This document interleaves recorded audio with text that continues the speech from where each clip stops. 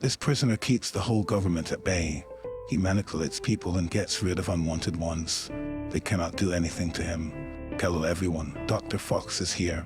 And today I am going to talk about the movie Law-Abiding Citizen.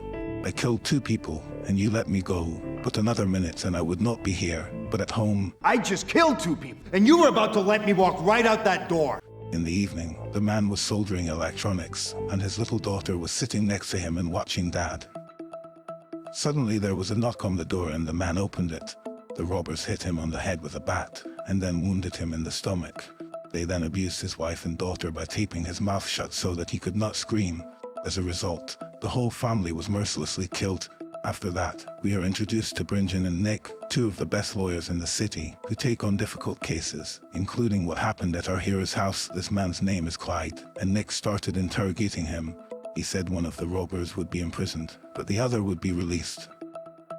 The court did not accept Clyde's testimony because they believed that after he was hit on the head with a bat, he imagined it and made it up. Clyde is furious because his daughter's killer is still at large, and he believes the justice system has failed him.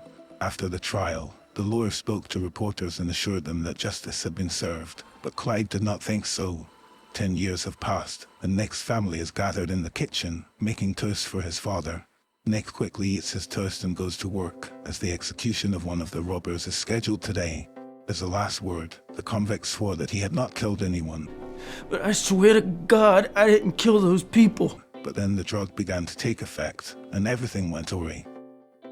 Someone switched the drug, and instead of a quick death, the man suffered terrible agony. Detectives were trying to figure out what happened. They found a jar next to the execution machine. "You cannot escape fate." This phrase was uttered by one of the criminals who were in Clyde's apartment.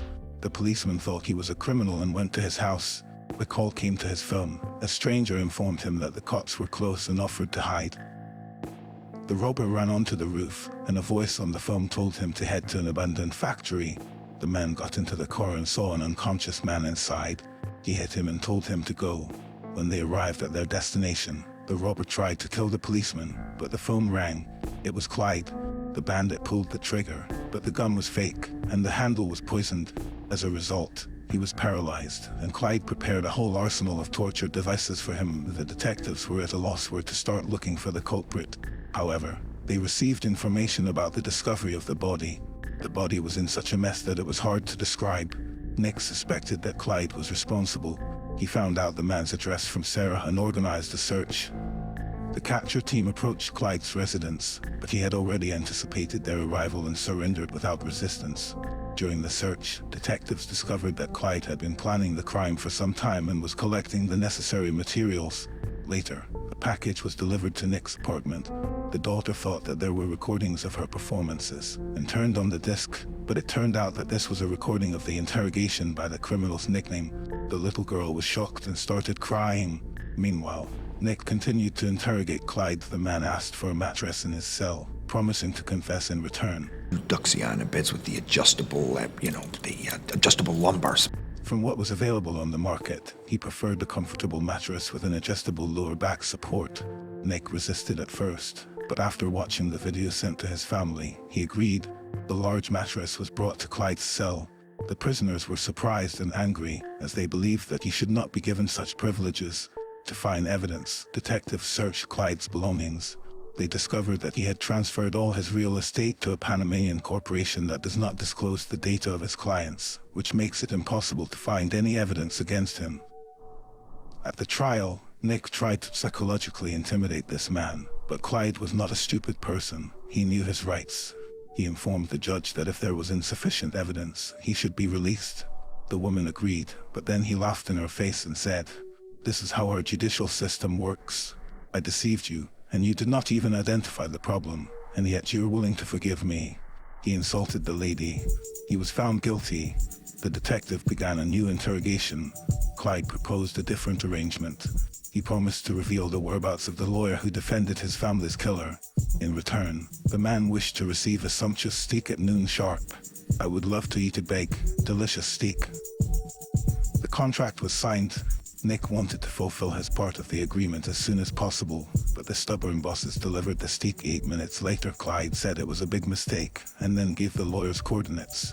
When the police arrived, they started digging and found the lawyer in the ground with an oxygen tank that had run out 8 minutes ago. If the police had arrived earlier, the lawyer would still be alive. Nick visited Clyde, and as it turned out, Clyde killed a cellmate to show that he did not like it when people were late. Nick and his colleague, walking, met Clyde's friend.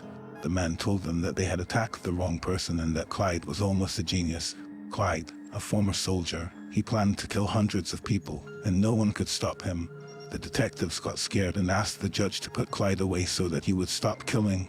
After the woman received the call, a bullet hit her in the head and she died. At the next meeting, Nick and Clyde discussed the situation. Clyde explained that he was not seeking revenge, but rather trying to fix a corrupt system. He assured the detective that although he could have killed his entire family, he was willing to give him one last chance. Nick disagreed, but when the clock struck 6 o'clock, nothing happened. Everyone breathed a sigh of relief, and when people got into their cars, they began to explode one after another, killing 6 people, including Sarah. The chief prosecutor demanded that Clyde and his supporters be arrested immediately. As the press pressed from all sides, people were losing faith in the government, thinking that the system was starting to collapse from the inside. They had another conversation, and Clyde said Nick could have been a hero by putting his family's killers behind bars, but he did not even try. Justice has been corrupted for a long time, and Nick has become part of this system. At Sarah's funeral, her partner talked about how they were to blame for what happened. Nick wanted to protest, but deep down he knew it was true. Then the police broke into one of Clyde's warehouses and found dozens of cars. The detectives recognized one of the cars, the one that was parked next to Clyde's house. They pressed a button and lifted the car. They saw a secret passage that led them to the main room. There were notes from Clyde's plan, a lot of weapons and all kinds of equipment. The detectives realized that Clyde had dug tunnels to all the cells and killed a prisoner to get into the punishment cell. The guards rushed to find him, but by that time Clyde was already free. They noticed the janitor's pass at the city hall and realized that the next explosion would be there. By this time, Clyde had made his way into the building. He was preparing a bomb and did everything quickly and without fuss. And then the most interesting thing began when the entire police department gathered for a ceremony in this building. The detectives who arrived on time found the suitcase and opened it. They found an explosive device. Some time has passed since then. Clyde returned to his cell, but suddenly noticed Nick. The detective began to speak, trying to convey the idea that it was not too late. There was no need to ruin innocent people. Clyde refused, considering the justice system to be a disease that needed to be cured. The man activated the bomb and said he was sorry. Nick, in turn, replied that Clyde had only a minute to live. Which I figure by now is about 25 more seconds. And then left. It turned out that a bomb had been planted under Clyde's bed. He had nowhere to run. All exits were blocked. All that remained was to wait in silence for the end. In the end, Clyde looked at his daughter's bracelet, which she made for him, and then disappeared forever into the fire. He was not afraid of death, because after the murder of his family, the meaning of life was lost to him forever.